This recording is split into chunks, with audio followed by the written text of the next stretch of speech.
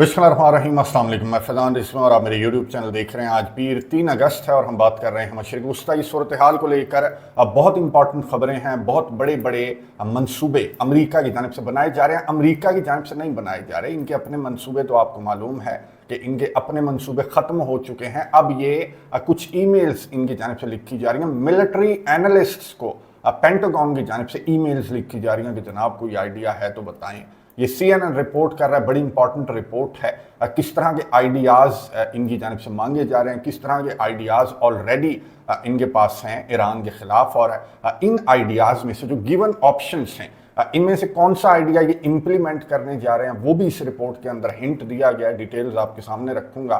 फिलहाल तो आपको मालूम है कि नेगोशिएशंस चल रही हैं। अमेरिका के सदर डोनाल्ड ट्रंप के मुताबिक ईरान ने इनकी मिन्नत की है, फिर इन्होंने सऊदी अरेबिया का भी नाम लिया और दीगर कुछ अरब कंट्रीज़ का डोनाल्ड ट्रंप की जानब से नाम लिया गया। जब सहाफ़ियों ने पूछा कि कहाँ गई वो जो मैसिव स्ट्राइक आपने ईरान के ऊपर करनी थी, वो अचानक से आपने क्यों कैंसिल कर दी, आपने यू टर्न क्यों ले लिया, तो डोनाल्ड ट्रंप ने कहा कि ईरान ने मेरी मिन्नत की है, फिर सऊदी अरेबिया ने कहा, तो इस वजह से मैंने, और नेगोशिएशंस बड़ी अच्छी चल रही हैं। अब ईरान का क्या रद्द अमल है, ये जिस तरह के दावे डोनाल्ड ट्रंप की जानब से किए जा रहे हैं, तो रद्द अमल मैं आपके साथ बाद में शेयर करूंगा और कुछ बहुत इंपॉर्टेंट खबरें भी आपके साथ शेयर करनी है। इस वीडियो में थंबनेल के ऊपर आप पढ़ चुके होंगे कि किस तरह का मिलिट्री अलायंस बनाने की दरख्वास्त की जा रही है और किन किन कंट्रीज से अमेरिका जो है वो अपनी फौजें बाहर निकाल रहा है। और ये सवाल भी डोनाल्ड ट्रंप से पूछा गया, लेकिन पहले इस सवाल का जवाब सुन लें कि डोनाल्ड ट्रंप ने वो मैसिव स्ट्राइक ईरान के ऊपर वो क्यों कैंसिल किया है, डोनाल्ड ट्रंप ने क्या बताया, सुनिए, उसके बाद बात करते हैं।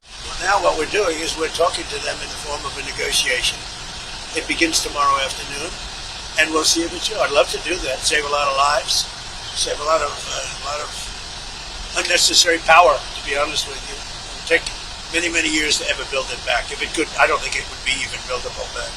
So we had an attack that would be the biggest attack since World War II, and it would have been disastrous for them. And they didn't want us to do it. And frankly, Saudi Arabia didn't want it either. They thought that the deal is imminent.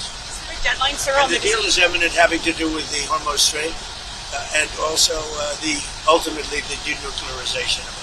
गुफ्तगू आपने सुनी America के सदर Donald Trump की, जिसने सहाफ़ियों के सवालात के जवाबात दिए। पुराने एयरफोर्स वन के अंदर ये सवार था। मैं आपको बता दूं, कतरी एयरफोर्स वन, मैं आपको बता चुका हूं कि वो ज़रा मेंटेनेंस के लिए गया है। उसमें सिक्योरिटी के इंतजामात इतने नहीं हैं कि वो अमेरिका के सदर डोनाल्ड ट्रंप को ईरानी मिसाइलों या ईरानी हमले या किसी और मुल्क के किसी भी हमले से अमेरिका के सदर को बचा सके। तो कतरी तैयारा जो है वो ज़रा मेंटेनेंस के लिए गया हुआ है। तो पुराने एयरफोर्स वन के अंदर सवार था डोनाल्ड ट्रंप, और सहाफ़ियों ने इससे पूछा कि मैसिव स्ट्राइक कहाँ गई, तो डोनाल्ड ट्रंप ने कहा कि सऊदी अरेबिया और दीगर अरब कंट्रीज़ ने मेरे से रिक्वेस्ट की है और ईरान ने भी मेरे से भीख मांगी कि जनाब हमारे ऊपर हमला ना करना, इसलिए मैंने वो स्ट्राइक जो है वो कैंसिल कर दी है। नेगोशिएशंस चल रही हैं, वरना जंग अजीम दोम के बाद इतना बड़ा हमला दुनिया ने पहले कभी ना देखा होता, जितना बड़ा हमला मैं ईरान के ऊपर करता है। डोनाल्ड ट्रंप की जानब से जवाब दिया गया। ईरान की जानब से मैं आपको बता दूं, ये कहा गया कि कोई नेगोशिएशंस अमेरिका के साथ नहीं चल रही। हाँ, ओमान के साथ नेगोशिएशंस चल रही हैं और बहुत अच्छी चल रही हैं, और वो नेगोशिएशंस हैं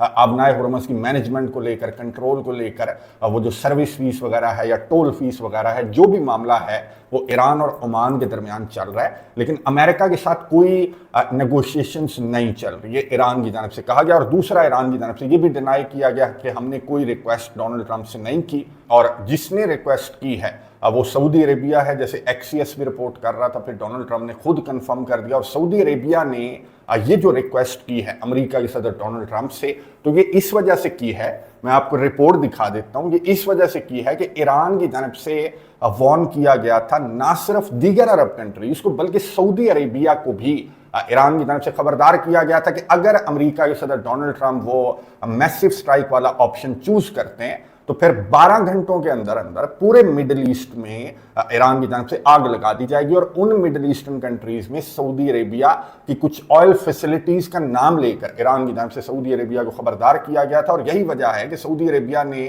अमेरिका के सदर को कॉल करके मना किया कि आप तो एक हमला करेंगे ना, मैसिव स्ट्राइक करेंगे, लेकिन हमारे खिलाफ 3 फ्रंट्स खुले हुए हैं। एक तो यमन का फ्रंट है, फिर इराक का फ्रंट है, फिर ईरान ने भी हमें वार्न कर दिया है, इसलिए आपने मैसिव स्ट्राइक की तरफ नहीं जाना। तो ये वजह है कि सऊदी अरेबिया ने डोनाल्ड ट्रंप को अमेरिका को मना किया और अमेरिका जो है वो इस वजह से इस मैसिव स्ट्राइक से पीछे हट गया। लेकिन जंग से पीछे अमेरिका भी नहीं हटा। उसकी वजह मैंने आपको बता दी कि ईरान की जानिब से कहा गया कि अमेरिका के साथ कोई नेगोशिएशंस नहीं चल रही, नेगोशिएशंस चल रही हैं तो ओमान के साथ चल रही हैं, और वो नेगोशिएशंस जो हैं वो अबनाए हुर्मस के कंट्रोल और मैनेजमेंट को लेकर नेगोशिएशंस चल रही हैं। जिस तरह की इसने ट्रूथ सोशल के ऊपर एक पोस्ट लगाई थी कि जनाब गैर मशरूत अंदाज में ईरान की जानिब से अबनाए हुर्मस को खोला जा रहा है, तो ईरान ने बिल्कुल डिनाई किया कि कोई अबनाए हुर्मस को नहीं खोला जा रहा है ईरान की जानिब से, और मैनेजमेंट और अबनाए हुर्मस के कंट्रोल के तरीक़ाकार को लेकर ओमान के साथ नेगोशिएशन चल रही हैं। तो अमेरिका इस जंग से पीछे नहीं हटा, बल्कि अमेरिका जो है वो कुछ ऑप्शंस पर गौर कर रहा है। मैंने आपको इंट्रो में बताया कि CNN ने रिपोर्ट किया और CNN के पास इस लेटर की कॉपी है, जो लेटर पेंटागन के एक इंटेलिजेंस ऑफिशियल की जानिब से किसको लिखा गया, मिलिट्री एनालिस्ट्स को लिखा गया कि अगर आपके पास कुछ आइडियाज हैं तो बराए मेहरबानी हमें भी बता दें। आप मिलिट्री एनालिस्ट हैं, आप तज्जियाकार हैं, तो आपके पास हो सकता है कि कोई नए आइडियाज हों। ये मैं आपको दिखा रहा हूं, CNN रिपोर्ट कर रहा है, वी नीड आइडियाज। ये पेंटागन के ऑफिशियल की जानिब से जो खत लिखा गया है ना, ये उसके अंदर ये लिखा जा रहा है कि we need ideas, we are looking for new creative and unconventional ways to pressure and punish Iran.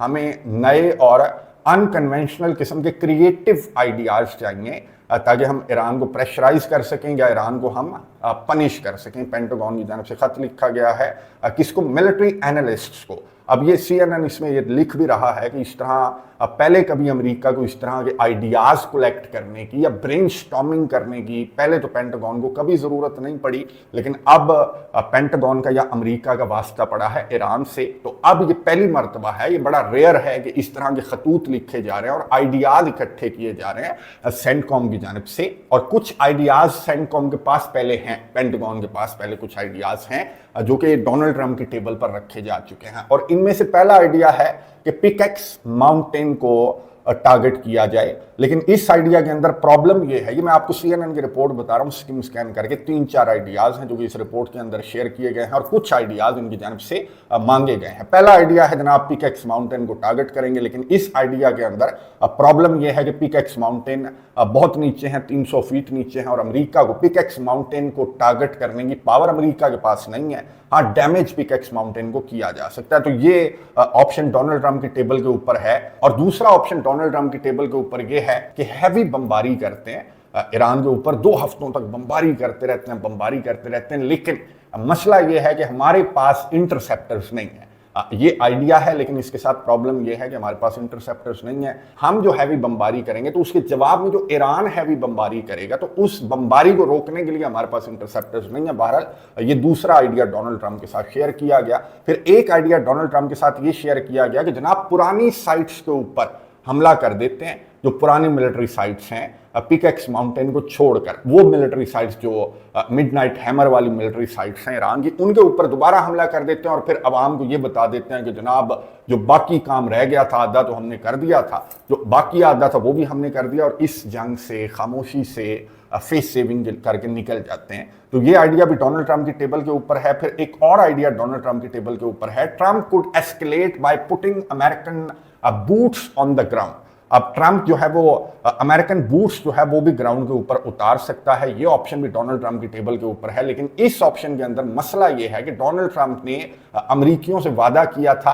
कि I will not send you to fight and die in stupid foreign wars that never ends, यानी कि मैं इस तरह की जंगों में आपको मरने के लिए नहीं भेजूंगा जो कभी खत्म नहीं होती और जिनसे हमारा कोई ताल्लुक नहीं है। लेकिन डोनाल्ड ट्रंप एक ऐसी जंग के अंदर कूद तो गया ना अपने फौजियों को लेकर, और मरवा भी रहा है जिस जंग से अमेरिका का कोई ताल्लुक नहीं है। तो डोनाल्ड ट्रंप ग्राउंड के ऊपर ट्रूप्स उतारने के ऑप्शन पर भी जा सकता है, और ये खार्क के आइलैंड के ऊपर ये जो ग्राउंड ट्रूप्स अगर उतारे जाएंगे तो खार्क के आइलैंड के ऊपर उतारे जाएंगे। और मैं आपको बता दूं कि ईरान भी मिलिट्री ड्रिल्स कर रहा है, ईरान की जानिब से तैयारियां की जा रही हैं, एक्सरसाइजेस की जा रही हैं, क्योंकि ये जो ऑप्शन है इस रिपोर्ट के मुताबिक भी अमेरिका के सदर डोनाल्ड ट्रंप की टेबल के ऊपर जितने भी ऑप्शंस हैं उनमें ये जो ग्राउंड ट्रूप्स उतारने वाला ऑप्शन है ये इसलिए बेहतर है बाकी ऑप्शन से, इसलिए बेहतर है कि इसमें इंटरसेप्टर्स की भी ज़रूरत नहीं पड़ेगी। डू और डाई वाला काम होगा कि बल्क में ये अमेरिका के फौजियों को उतारेंगे ईरान के खार्क के आइलैंड के ऊपर, क्योंकि वीक पॉइंट है ना ईरान का, यूं कह लेंगे शहरग है, ईरान की इकोनॉमी की शहरग है,